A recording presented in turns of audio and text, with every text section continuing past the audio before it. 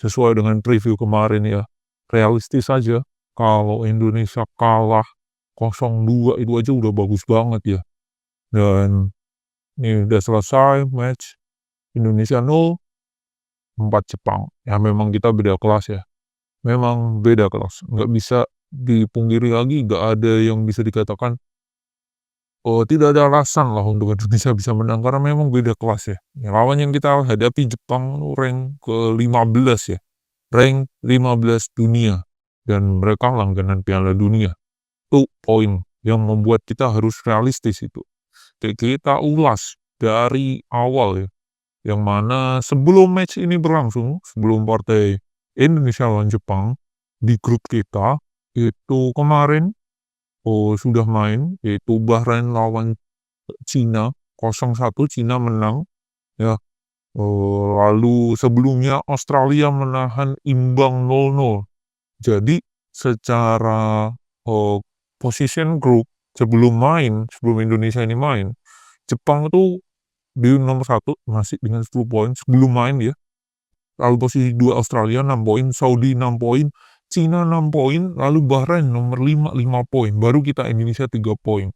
Jadi gap antara Indonesia nomor 6 dan Australia nomor 2 itu hanya 3 poin aja.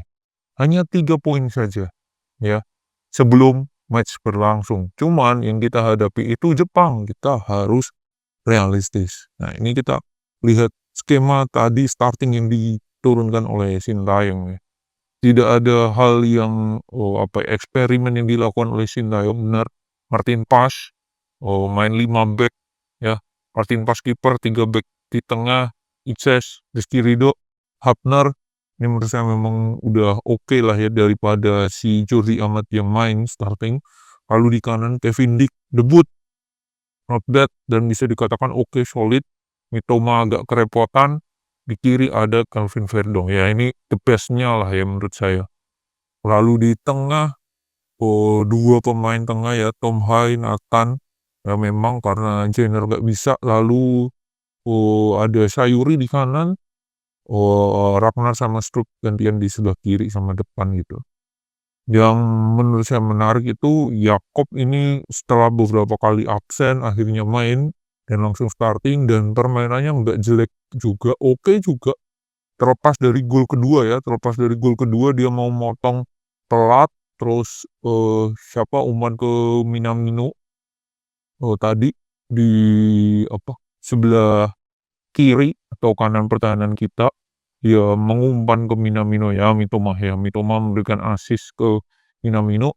Itu Yakob mau motong ya, cuman itu kondisinya Kevin Dick udah masih di luar gitu, dia baru dikasih perawatan dan kita belum memasukkan penggantinya Kevin Dick, jadi 10 bermain waktu gol kedua gitu. Cuman so far sebelum itu Yakob oke-oke aja, bahkan dia punya determinasi yang oke di sisi kanan gitu. Nah, dari starting tidak ada hal yang sangat mencolok yang dilakukan oleh Sintayong, dan bagus ya startingnya udah oke. Cuman yang sedikit menarik ini di posisi cadangan ya, karena tidak ada Eliano, satu tidak ada.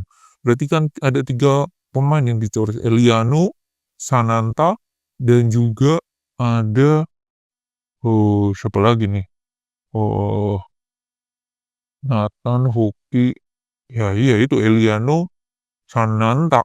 Nah, ya Eliano dan Sananta itu menurut saya Eliano sih yang membuat menurut saya sedikit wow, tidak ada Eliano nih.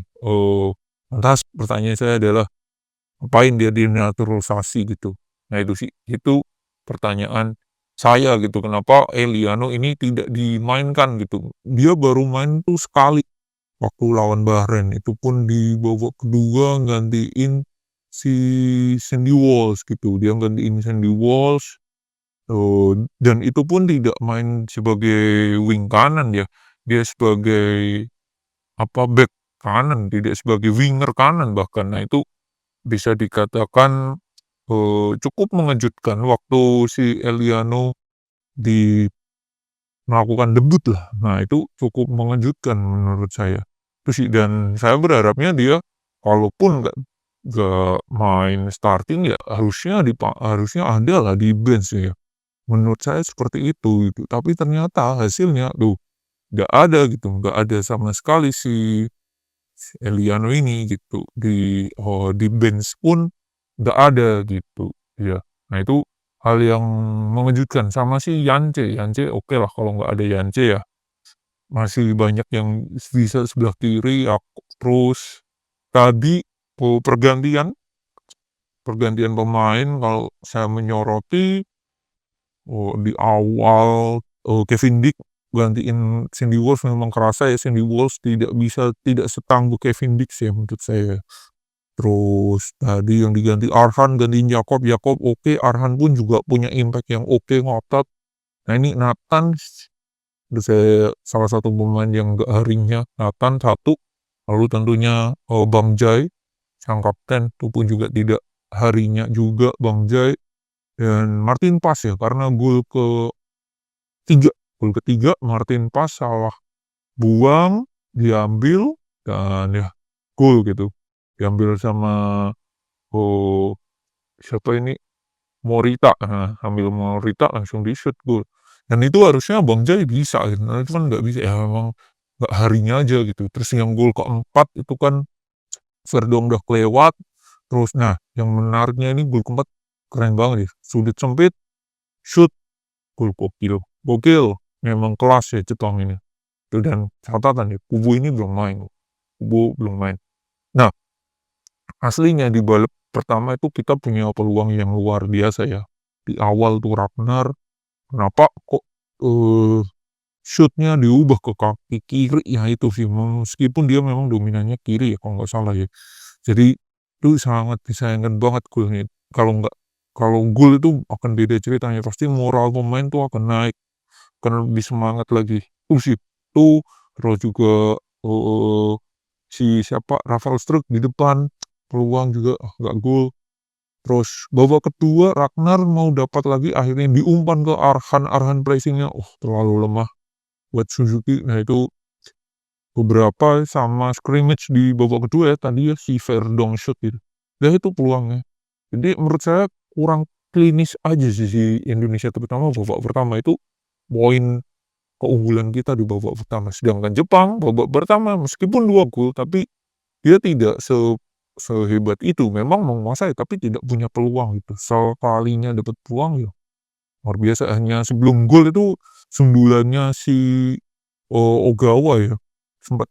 Untung sempat diganggu sama si Kevin Dick ya. Jadi dia sundulannya nggak bisa dengan leluasa gitu. Nah itu udah itu. Terus 2-0, nah awal babak kedua kebobolan, nah itu sudah sedikit membuat para pemain makin down. Menurut saya sih secara mental sih. Ini nggak harinya Martin Paes, Ises, sama Nathan. Hai oke, Sayuri oke, Kevin Dick untuk debut oke, Rizky Ridho so-so lah ya. Rizky Ridho dan Hapner tuh so-so, meskipun Hapner bisa dikatakan on goal, tapi itu kalau nggak ada Hapner tuh nggak goal juga sih. Emang kau kulik goal aja gitu. Nggak harinya Rafael juga sih. Jadi nggak harinya buat Paes, Ises, Nathan, Struijk. Nah itu sih 4 pemain nggak harinya itu menurut saya. Sebagai pemain pengganti, Sandy nggak, menurut saya performanya turun dibandingkan si Kevin Dix, bahkan Rino Witan nggak kelihatan sama sekali. Arhan punya punya determinasi yang oke, selain long throw-nya ya memang oke. Marcelino lebih berani ambil bola dan jarang yang apa ya, meskipun sempat kerebut tapi masih bisa cover, masih berani itu sih dibanding si Nathan gitu. Jordi biasa aja, tidak, yang signifikan sih tuh. Cuman ini meskipun udah selesai dan kita juru kunci, nah meskipun kita juru kunci, nah ini ada hal yang harus kita, apa ya, jangan patah arah juga ya. Kalau mau Piala Dunia masih ada peluang karena selisihnya hanya 3 poin dengan Australia peringkat kedua. Pokoknya Indonesia harus menang besok lawan Arab. Harus menang, hari Selasa harus menang. Biar apa? Biar poinnya sama dengan Arab 6. Kalau kita menang 6, sedangkan di pertandingan lain Bahrain lawan Australia. Bahrain lawan Australia, Arab Bahrain lawan Australia, bentar, ya kita lawan ya Bahrain lawan Australia 20 November. Kita lawan Arab, Jepang lawan Cina. Oke, Jepang lawan Cina, oke, kalkulin Cina kalah lah. Oke, Bahrain lawan Australia. Semisal Australia menang, ya 9. Ya, kita 6 lawan Arab, kita 6, Arab pun 6. Nah, kita berada di posisi keempat itu. Ya, karena selisih golnya kita lebih oke dibandingkan si Cina ya. Kalau Cina pasti kalah lah lawan Jepang. Kalau saya melihat itu dan itu masih ada peluang gitu. Jadi besok harus menang. Nah, PR-nya lagi, Saudi ini setelah memecat Mancini kemarin udah dengan pelatih baru gitu. Kemarin udah dengan pelatih baru, mereka 0-0 itu udah dengan pelatih yang baru, kalau nggak salah. Ya, Saudi itu, ya, Renard. Nah, itu Herve Renard. Renard itu pelatihnya Saudi waktu Piala Dunia kemarin yang ngalahin Argentina. Nah, itu salah satu tantangannya. Jadi PR-nya akan berat terutama untuk Sintayong, cuman harusnya pemain punya spirit yang kuat juga karena kalau mau lolos Piala Dunia, menurut saya wajib menang lawan Arab gitu. Karena match selanjutnya setelah itu baru di Maret 2025. Nah, itu kita harus away tuh. Kita harus away dulu lawan Australia, baru kita home lawan Bahrain. Ya, jadi peluangnya menurut saya lebih masuk akal kalau kita ngabisin Arab dulu gitu. Berapapun skornya, menang. Kalau mau Piala Dunia ya wajib menang. Jadi itu, nah PR-nya lagi nih, Kevin Dick bisa main apa enggak nanti besok Selasa. Kalaupun nggak bisa main, kemungkinan posisinya Kevin Dick ya akan diganti sama si St. Huggles. Ini sama seperti waktu Kevin Dick belum ada, masih Huggles belum ada. Ya itu, ditambah nanti Jenner udah bisa balik. Jenner, Tom mungkin juga bisa main. Nah itu nanti untuk preview Indonesia Bahrain mungkin nanti akan kita bikin di hari, kita upload hari Senin kali ya. Kita upload hari Senin untuk membahas Indonesia melawan Arab, bagaimana perkembangan Kevin Dick juga.